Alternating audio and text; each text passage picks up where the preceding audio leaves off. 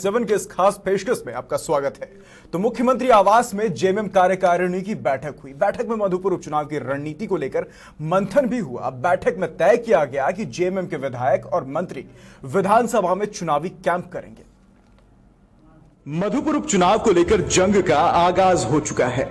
रणभेरी बज चुकी है। तमाम दिग्गज अब मैदान में उतरने की तैयारी कर चुके हैं। इसी कड़ी में राज्य के मुख्यमंत्री हेमंत सोरेन ने महागठबंधन की पूरी कमान अपने हाथों में ले ली है। नीति जो चुनाव की होती है वो सार्वजनिक नहीं की जाती। हाँ, तो हम लोगों ने रणनीति बनाई है और मधुपुर चुनाव जो है हम लोग एकदम क्लीन स्वीप निकलेंगे। अच्छा, लेकिन जिस तरह आप कर रहे हैं वैसे बीजेपी के लोग कर रहे हैं कि पिछले चुनाव में बीजेपी और आजसू के वोट को जोड़ दें तो अब बीजेपी के उम्मीदवार इस चुनाव में जीतते दिख रहे हैं। आप इस समीकरण से कितना इत्तेफाक रखते हैं? वो ये नहीं बताते हैं कि जिनको पुराने कैंडिडेट को टिकट नहीं मिलने से वो जो आक्रोश है वो कहाँ जाएगा। वो शायद ये बात को कहने में चुक जाते हैं। तो खैर उससे हमको लेना देना, मेरा अपना वोट बैंक है, उसी में हमारा काम है। और हमारे एक्स्ट्रा जो जितने जो हैं जो परिवार को नहीं मिलने से जो लोग आक्रोशित हैं वो हमारे राज परिवार से कोई है संपर्क आप लोग क्योंकि आप उसी इलाके से इसलिए आप जी नहीं आप लोग का तो अपना रिलेशन भी रहा है। देखिए राज परिवार कुछ भी हो, राज परिवार बीजेपी के हैं और वो दगाबाजी करने वाले लोग नहीं। जेएमएम कार्यकारी की बैठक में मधुपुर उपचुनाव को लेकर मंथन हुआ। रणनीति तैयार हुई कि आखिर दुमका और बेरमो की कहानी मधुपुर में कैसे दोहराई जाए। सरकार को यकीन है कि 1 साल के कार्यकाल की उपलब्धियों के सहारे जीत तय है। तमाम युवा साथियों के विचार आए। मधुपुर का चुनाव झारखंड मुक्ति मोर्चा के लिए महत्वपूर्ण चुनाव है और इस चुनाव के मद्देनजर संगठन अपनी पूरी तैयारी और पूरी ताकत के साथ लगेगा। दूसरी पाली में अभी विधायक दल की बैठक है। कार्य समिति की बैठक में आए हुए विचारों के बाद विधायक दल की बैठक में तमाम विचारों को सुनकर केंद्रीय अध्यक्ष और कार्यकारी अध्यक्ष जैसा कार्यकर्ताओं को निर्देशित करेंगे उसके हिसाब से मधुपुर चुनाव में झारखंड मुक्ति मोर्चा के पूरे राज्य की ताकत लगातार जाएगी और हम लोग पूरी मजबूती से चुनाव लड़ेंगे। कुछ चेहरों को जिम्मेवारी भी दी जाएगी मधुपुर को लेकर? निश्चित रूप से चेहरों को जवाबदेही जाएगी। जो इन्फ्लुएंशियल ग्रुप्स हैं, जो वैसे लोग जिनका समाज पर प्रभाव हो सकता है, उनको वैसे इलाके चिन्हित करके उस इलाकों में काम करने की जवाबदेही दी जाएगी। जो संगठनात्मक रूप से संगठन में बेहतर काम कर सकते हैं, संगठन उनको संगठन की जवाबदेही देकर भेजेगा। जेएमएम महासंग्राम के लिए तैयार है। मधुपुर के 66 पंचायतों में जेएमएम कार्यकर्ताओं को लगाए जाने की तैयारी है। जेएमएम केंद्रीय महासचिव सुप्रियो भट्टाचार्य ने जहां हफीजुल हसन की जीत पर पूरा भरोसा जताया है, तो दूसरी तरफ अब इस पूरे महासंग्राम में महागठबंधन बीजेपी के मजे लेते दिख रही है। को लगता है कि जो दुमका के समय में भी आप लोगों को याद होगा कि बाबूलाल जी ने कहा था कि इतने तारीख को नई सरकार बन जाएगी। उसी तरह की फुहरता जो राजनीतिक वाचालता है बाबूलाल जी का फिर से निकल कर आ गया। तो उनको माकूल जवाब देने के लिए जैसा दुमका की जनता ने दिया था, मधुपुर की जनता भी देगी। वहाँ पर जो 66 पंचायत है उसको सेक्टर वाइज हम लोगों ने बांटने का काम किया और पार्टी के एक एक पदाधिकारी, चाहे वो विधायक हो, चाहे मंत्री हो, चाहे अन्य जो लोग हैं, वो सेक्टर वाइज काम करेंगे। अब तो आने वाला वक्त बताएगा कि आखिर मधुपुर में कमल खिलेगा या तीर पूरे मैदान को फतह करेगा। खैर, दावे अपने अपने हैं, पर नतीजा 2 मई को पता चलेगा। लाइव 7 के लिए सहयोगी शशि रंजन के साथ मनीष झा की रिपोर्ट। तो इस मुद्दे पर चर्चा करने के लिए हमारे साथ हमारे सहयोगी मनीष जुड़े हुए हैं। मनीष, पिछले 2 दिनों के घटनाक्रम को अगर हम देखें तो साफ तौर पर पता चलता है कि मुख्यमंत्री हेमंत सोरेन कहीं से भी कोई कोर कसर छोड़ने के मूड में नहीं नजर आ रहे। कहीं से भी किसी भी कड़ी को मुख्यमंत्री हेमंत सोरेन ढीला नहीं देखना चाहते। मनीष जी राहुल, आपने से कि 2 दिन से मैराथन बैठक चल रही है। मुख्यमंत्री की अध्यक्षता में कल बैठक हुई थी। आज कह सकते हो जो जेएमएम सुप्रीमो है शिबू सोरेन के अध्यक्षता में बैठक की गई है। केंद्रीय कार्य समिति की बैठक हुई और कार्य समिति में तमाम तरह के पदाधिकारी आए थे। आप कह सकते हैं कि विधायक हो, मंत्री हो, पूर्व कार्यकर्ता हो, पूर्व मंत्री हो, सबों के मंथन हुआ। मंथन सिर्फ एक ही पे बात पर हुई है कि मधुपुर उप विधानसभा चुनाव को कैसे जीता जा राहुल, और इन तमाम तरह चीजों को लेकर रणनीति भी बनाई गई कि मधुपुर में कैसे जीत हासिल हो, हफीजुल हसन को वहां से कैसे जीत दिलाई जाए। निकल कह सकते हैं उन्होंने आज साहब का कि 66 पंचायत है, सब जगहों से जेएमएम के कार्यकर्ता मौजूद रहेंगे, क्योंकि कहीं ना कहीं कह सकते राहुल डर अब सताने लगे हैं जेएमएम को कि कहीं ना कहीं ध्रुवीकरण को लेके कि डर जो बीजेपी बार बार उनका कहना कि बीजेपी हर जिले में हर स्टेट में ध्रुवीकरण करते हुए मधुपुर को लेकर उनके बाद आशंका कहीं ना ध्रुवीकरण की साजिश ना रची जाए, इसके लिए इस बार पूरी नाक की लड़ाई बन चुकी।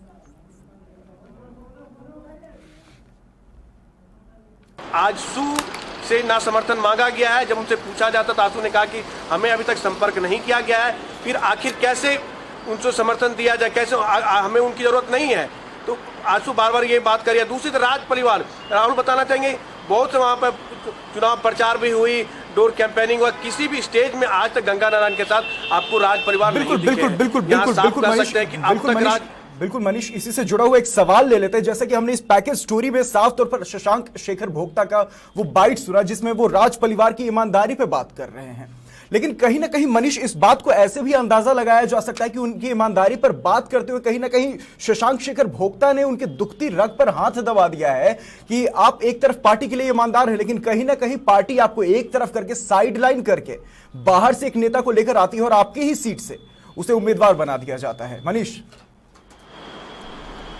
जी, आपने बड़ी बात कही है कि राज परिवार के बारे में शशांक शेखर भोक्ता ने कहा कि वो एक ऐसे नेता है, बीजेपी के सच्चे कार्यकर्ता है, वो पार्टी से दगाबाजी नहीं करेंगे। और वहीं बीजेपी की बात करेंगे राहुल, अभी तक उसे संपर्क नहीं किया, उसे मनाने की अभी कोशिश तक नहीं की गई, क्योंकि जो जिन नेताओं को जिम्मेदारी दी गई है, कह सकते हैं धर्मपाल सिंह हो, दीपक प्रकाश हो, बाबूलाल मरांडी हो, अभी तक उनसे बातचीत नहीं की गई है। दूसरे सहयोगी दल से अब समर्थन नहीं मांगा गया। इससे अब साफ जाहिर होता है, कहीं ना हो सकता है कि कैसे आपको नया ये भी बताना भी चाहेंगे कि नया जो जानकारी मिली है वहां से, जो राज परिवार के जो कुछ समर्थक है वो जेएमएम में शामिल हो चुके हैं, वो जेएमएम के लिए चुनाव प्रचार भी कर रहे हैं। राहुल कहीं ना कहीं राज परिवार को टिकट नहीं मिलने से मधुपुर में कई उनके समर्थक गुस्से में भी है, लेकिन जाहिर नहीं कर पा रहे क्योंकि बीजेपी। मनीष क्या इनके कार्यकर्ताओं का जेएमएम की ओर जाना क्या इस बात की ओर इशारा कर रहा है कि राज परिवार हो सके कि आगे चल के दल बदल भी कर सके?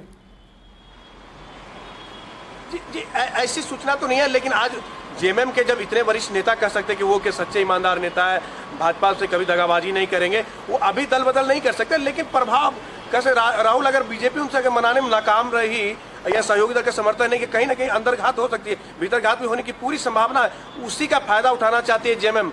उनकी तरफ से इसी तरह पूरी तरह से कह सकते फील्डिंग सजा ली गई है। उन्हें आपको बताना चाहेंगे कि उन्हें अभी भी लगता है कि ध्रुवीकरण हो, इससे कैसे बचा जाए। इनके लिए उनका कहना है कि मंदिर हफीजुल का बताना चाहेंगे, हफीजुल भी हम मंदिर जा रहे हैं, वहाँ पे हिंदुओं बहुल क्षेत्र में वहाँ पे जाके प्रचार कर रहे हैं। मनीष पिछले अगर दो उपचुनाव की बात करें, दुमका की बात करें, आप बेरमो की बात करें, तो कहीं ना कहीं बीजेपी जो मधुपुर को बिल्कुल लाइटली लेते हुए दिख रही है, उसको देखकर साफ तौर पर ऐसा लग रहा है कि बीजेपी कहीं से भी मधुपुर को सीरियसली नहीं ले रही है, क्योंकि लगातार दुमका में भी अपने अपने तरह के दावे हो रहे थे, बेरमो में भी लगातार बीजेपी दावे कर रही थी कि बीजेपी की जीत तय है। लगातार उस समय भी मेहनत चल रहा था, लेकिन कहीं ना कहीं तमाम लोगों को साथ लेकर नहीं चला गया। इधर मधुपुर उपचुनाव में भी कहीं ना कहीं हम देख रहे हैं कि आजसू को साथ लेकर नहीं चला जा रहा है। राज परिवार जो पूर्व विधायक रह चुके हैं, एक बड़ा समर्थन उनके पास स्थानीय लोगों का है, उनको साइड कर दिया जा रहा है, उनसे बातचीत नहीं की जा रही है, तो इसका तो सीधा खामियाजा बीजेपी को साफ तौर पर उठाना पड़ सकता है। मनीष जी, राहुल आपने से दुमका बेरमो की बात करेंगे तो महागठबंधन की वहां पे फील्डिंग बहुत सटीक उन्होंने फील्डिंग की रखी थी और उससे जीत हासिल हो गई। बीजेपी की बात करें वोटों से वो हारी है, कम से कम 5 से 7 हजार की मार्जिन से वोट से उनकी हार हुई है। लेकिन मधुपुर की अगर बात करेंगे राहुल, यहाँ पे जो विपक्ष भाजपा वहां पे सत्ता पक्ष के खिलाफ अपना जो करना चाहती है, उसे घेरने की कोशिश करिए, लेकिन वही महागठबंधन उसे कैसे मात दे वो भी काम करने की कोशिश कर दी, क्योंकि 5 तारीख से कह सकते राहुल वहाँ पे जितने भी विधायक हो, मंत्री, उन्होंने कहा कि वहाँ पे चुनावी कैंप करेंगे। कांग्रेस के भी जो महागठबंधन उनके दल के नेता है, सहयोगी है, उनको चुनाव प्रचार में जाएंगे, राजद के जाएंगे, वाम दल भी समर्थन किया है।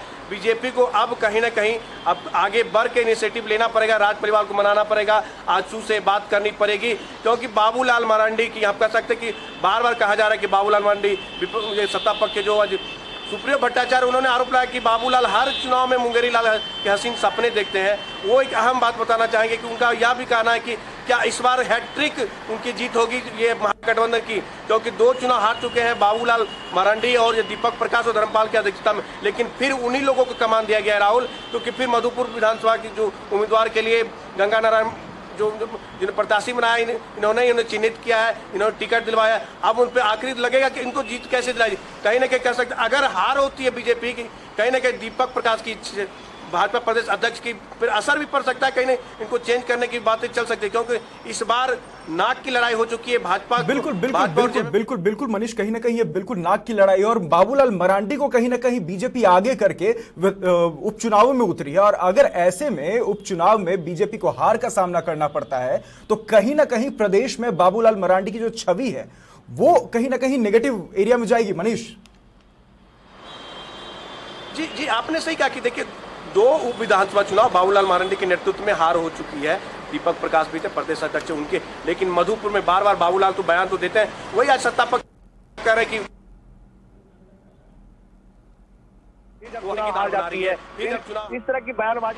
इस तरह की बयानबाजी से उनको बचना भी चाहिए। उनको जैसे नसीहत दे रहे थे सत्ता पक्ष के जो मथुरा प्रसाद महतो है और मिथिलेश प्रवक्ता तक नसीहत देते कि इस तरह के बयान से बचनी चाहिए, लेकिन बाबूलाल ने बयान दिया है। लेकिन देखना होगा कि क्या इस बार बीजेपी का वहां पे कैसे रणनीति बनाती है, क्या जीत पाती है, ये तो वक्त बताएगा। राहुल 17 अप्रैल को चुनाव है और महागठबंधन की बात करें उन्होंने तैयारी शुरू कर दी है, और बीजेपी की बात करेंगे तो चुनाव प्रचार तो कर रहे, बार बार यह आरोप लगाया जा रहा है सत्ता पक्ष के द्वारा कि बाहुबली नेता है गंगानगर तक, उनके पास धन बल है। वही हफीजुल की बात करेंगे तो उनका कहा कि उनकी जीत होगी, सर्वधर्म उनकी पकड़, हर जात का हर धर्म की वोट उन्हें मिलेगा, इन तरह की बातें की जा रही है। लेकिन देखना होगा 17 अप्रैल को ही पता चल पाएगा राहुल कि आखिर वहां पे जीत किसकी होती है, गंगा नारायण सिंह या हफीजुल हसन की, ये तो आने वाले वक्त बताएगा राहुल।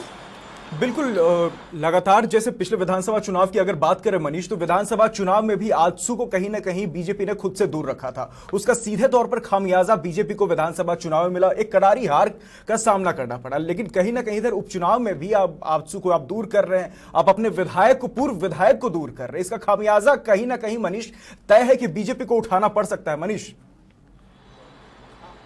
जी राहुल आपने सही कहा, देखिए गंगा नारायण सिंह आजसू से केला छाप पे ही लड़े थे, उन्हें 46,000 वोट मिला था। हो सकता है व्यक्तिगत उनकी वोट हो, लेकिन आप कहते चुनाव जीतो केला छाप ही था, फिर आजसू के नाम पे उन्हें 46,000 वोट मिला था। उनसे उनकी बात करनी पड़ेगी, क्योंकि जब तक सहयोग नहीं, उन्हें बार बार उनको तो कहा जा रहा है कि जो देवशरण भगत है जो आजसू के प्रवक्ता, उनसे जब पूछा जाता है उन्होंने कहा कि बीजेपी अभी तक उनसे संपर्क नहीं किया है, उन्हें आखिर समर्थन चाहिए या नहीं चाहिए, क्या आखिर इन सबको लेकर बात करनी होगी। क्योंकि दीपक प्रकाश की बात करेंगे तो राहुल अभी तो बंगाल में लगे हुए हैं, हो सकता है सोमवार से उनकी अलग से रणनीति बने कि मधुपुर के लिए, क्योंकि मधुपुर एक ऐसा सीट है अभी जो बना कि मंत्री पद, अगर सत्ता पक्ष हार जाती राहुल तो एक तरह मंत्री का हारना बहुत बड़ा असर पड़ेगा सत्ता पक्ष पे। इन तमाम चीजों को बीजेपी देख भी रही है राहुल, अब लेकिन देखना होगा कि बीजेपी कैसे वहां बैटिंग करती है, कैसे रणनीति बनाती है कि हफीजुल हसन को वहां मात दे पाती है नहीं राहुल।